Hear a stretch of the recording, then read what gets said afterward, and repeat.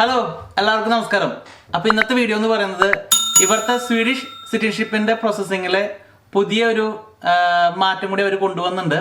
ഈ ഏപ്രിൽ മുതലേ ആണ് അത് സ്റ്റാർട്ട് ചെയ്തിരിക്കുന്നത്. അതായത് ഈ ഏപ്രിൽ 1 ശേഷമോ അല്ലെങ്കിൽ ഈ ഏപ്രിൽ 1 മുമ്പോ അപ്ലൈ ചെയ്ത എല്ലാവർക്കും ഈ പ്രോസസ്സിങ് ബാധകമാണ്. അത് വേറെ ഒന്നുമല്ല, പുതിയതായിട്ട് ഒരു സെക്യൂരിറ്റി ചെക്ക് എന്ന് പറഞ്ഞുള്ള ഒരു പ്രോസസ്സാണ് അവർ ആഡ് ചെയ്തിരിക്കുന്നത്. അപ്പോൾ ഈ പ്രോസസ്സ് എന്ന് പറയുന്നത് ഈ 11 പേജുള്ള ഒരു ക്വസ്റ്റിനെയർ ആണ് അവർ ഈ സിറ്റിസൺഷിപ്പിനെ വേണ്ടി അപ്ലൈ ചെയ്ത എല്ലാവർക്കും വേണ്ടിയിട്ട് അയച്ചു കൊടുക്കുന്നത്.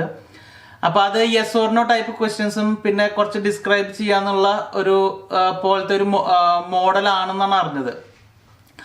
ഓക്കെ, അപ്പോൾ ഈ പ്രോസസ്സ് എന്താണെന്ന് വെച്ചെങ്കിൽ ഒരുപാട് ക്വസ്റ്റ്യൻസ്, അതായത് നമ്മുടെ ഫ്യൂച്ചറിനെ കുറിച്ചിട്ടുള്ളതും നമ്മുടെ പ്രസന്റ് സിറ്റുവേഷനെ കുറിച്ചിട്ടുള്ളതും പിന്നെ നമ്മുടെ ഫുൾ ഡീറ്റെയിൽസുകൾ, നമ്മൾ എവിടെയൊക്കെ ട്രാവൽ ചെയ്തിട്ടുണ്ട്, പിന്നെ നമ്മൾ ഇവിടെ സ്വീഡനിലേക്ക് വരുന്നതിന് മുമ്പ് എന്തെല്ലാം ആണ് പഠിച്ചതും എവിടെയൊക്കെയാണ് നമ്മൾ ജോലി ചെയ്തതും എന്നങ്ങനെ പറഞ്ഞ് ഒരുപാട് ക്വസ്റ്റ്യൻസ്. കൂടാതെ നമ്മൾ ഏതെങ്കിലും നമ്മുടെ നാട്ടിലോ പുറത്തോ എവിടെയെങ്കിലും ക്രൈമിനെ ബാധകമാണോ, നമ്മൾ എന്തെങ്കിലും ഈ ജയിലിലുണ്ടോന്നോ കിടന്നുണ്ടോന്നോ ഡീപ്പോർട്ടേഷനെ ബാധകമായിട്ടുണ്ടോന്നോ അങ്ങനെ എന്തെങ്കിലും നമ്മൾ ഇഷ്യൂസ് വല്ലതും ഉണ്ടാക്കിയിട്ടുണ്ടോ, അങ്ങനത്തെ കാര്യങ്ങളൊക്കെ ചോദിച്ചുള്ള ഒരു ഡീറ്റെയിൽ ക്വസ്റ്റ്യനെയർ ആണ് അവർ അയക്കുന്നത്. അപ്പോൾ മുമ്പ് അത് പറഞ്ഞത് സെലക്റ്റീവായ കുറച്ച് ആൾക്കാർക്ക് മാത്രമാണ് അത് ചെയ്യുന്നുള്ളൂ എന്നാണ് അറിഞ്ഞിരുന്നത്. പിന്നെ ഇപ്പോൾ അത് പറയുന്നത് അപ്ലൈ ചെയ്ത എല്ലാവർക്കും ഇത് ബാധകമാണെന്നാണ് അറിഞ്ഞത്. ഈ പ്രോസസ്സ് ഇപ്പോൾ അപ്ലൈ ചെയ്തിരിക്കുന്നത് ഓൺലി സിറ്റിസൺഷിപ്പിന്റെ കാര്യത്തിൽ മാത്രമാണ്. അപ്പൊ അതുകൊണ്ട് മുമ്പുള്ള ആപ്ലിക്കേഷനിൽ നിന്നും ഒരുപാട് ഡ്രാസ്റ്റിക്കൽ ഡിക്ലൈൻ ആണ് ആപ്ലിക്കേഷനിൽ ഉണ്ടായിരിക്കണേ എന്നാണ് ആർട്ടിക്കിളിൽ കണ്ടത്. അപ്പോൾ അതായത് ബേസിക്കലി ഒരു 7,000+ ആപ്ലിക്കേഷൻ മറ്റേ ഗ്രാൻഡഡ് ആണിരുന്നെങ്കിൽ ഇപ്പോൾ 1,000+ ആപ്ലിക്കേഷൻ മാത്രമേ ഗ്രാൻഡഡ് ആവണുള്ളൂ എന്നാണ് ആർട്ടിക്കിൾ എഴുതിയിരിക്കുന്നത്.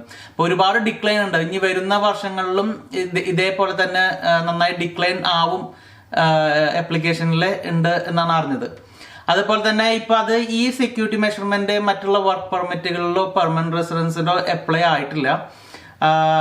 ഇപ്പൊ നമുക്ക് ആയിട്ടില്ല എന്ന് വിചാരിക്കാം. പക്ഷെ ഒരുപക്ഷെ ഈ മെഷർമെന്റ്സുകൾ ചിലപ്പോ ഈ അടുത്തുള്ള എന്താ പറയാ ഈ പെർമനന്റ് റെസിഡൻസിലോ വർക്ക് പെർമിറ്റിലോ വരാനുള്ള ചാൻസുകൾ ഉണ്ട്. കാരണം നമ്മൾ സിറ്റിസൺഷിപ്പിലേക്ക് എത്തുന്നത് ഒരു വർക്ക് പെർമിറ്റോ പെർമനന്റ് റെസിഡൻസോ കഴിഞ്ഞിട്ടാണല്ലോ. അപ്പോൾ ഇത്രയും എന്തെങ്കിലും ഇഷ്യൂസോ കാര്യങ്ങൾ ഉണ്ടെങ്കിൽ നമുക്ക് ഫസ്റ്റ് തന്നെ അത് ഹോൾഡ് ചെയ്യാം അല്ലെങ്കിൽ അത് റിജക്ട് ചെയ്യാം എന്നുള്ള ഒരു ഇതായിരിക്കാം ഒരു പക്ഷെ. കാരണം ഇതുവരെ അങ്ങനത്തെ ഒരു സംഭവങ്ങൾ ഉണ്ടായില്ല, പക്ഷെ ഒരു പക്ഷെ ഫ്യൂച്ചറിൽ ഒരു പക്ഷെ ഉണ്ടായിരിക്കാം.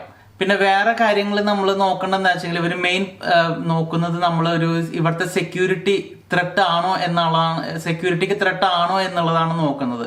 അത് പലതും ചോദിക്കുന്നുണ്ട് ഇവര്. നമുക്കിപ്പോ ചോദിക്കുന്നത് ഒരു പക്ഷെ നമ്മൾ ക്രൈം എന്തെങ്കിലും ചെയ്തിട്ടുണ്ടോ കാര്യങ്ങൾ എന്നായിരിക്കും. പക്ഷെ നമ്മളിപ്പോ ഫോർ എക്സാമ്പിൾ നമ്മളിപ്പോ ഒരു ഡ്രിങ്ക് ആൻഡ് ഡ്രൈവ് ചെയ്യോ, അല്ലെങ്കിൽ നമ്മൾ കണ്ടിന്യൂസ് ആയിട്ട് ഈ ഫൈനുകൾ ഇവിടെ ക്രിയേറ്റ് ചെയ്യോ, അല്ലെങ്കിൽ ഇവിടുത്തെ പബ്ലിക് പ്രോപ്പർട്ടിക്ക് എന്തെങ്കിലും ഡിസ്ട്രക്ഷൻ നമ്മൾ ഉണ്ടാക്കുകയാണെന്നുണ്ടെങ്കിലും അത് മാത്രമല്ല നമ്മളിപ്പോ ഈ പേയ്മെന്റിന് എന്തെങ്കിലും റിമാർക്കുകൾ ഉണ്ടാകും. ഇവിടുത്തെ ഈ എൻഫോഴ്സ്മെന്റ് അതോറിറ്റിയിലൊക്കെ നമ്മുടെ പേര് ചെല്ലുകയാണെങ്കിലും ഇതേപോലെ പ്രോബ്ലംസ് ഉണ്ടാവാനുള്ള ചാൻസസുകൾ ഉണ്ടായിരിക്കും ഇനി ഫ്യൂച്ചറിൽ.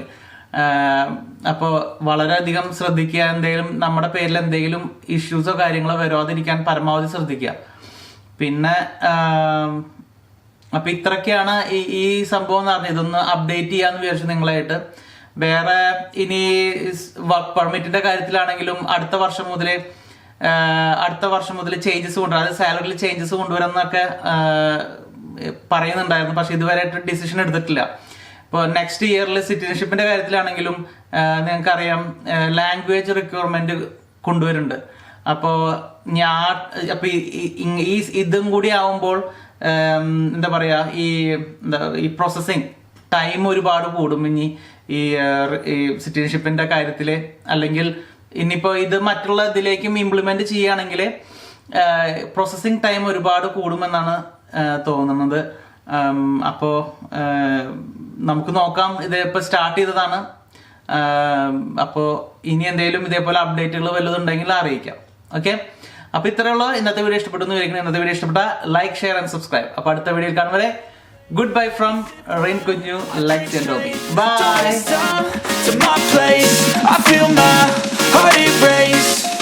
So catch me if I fall.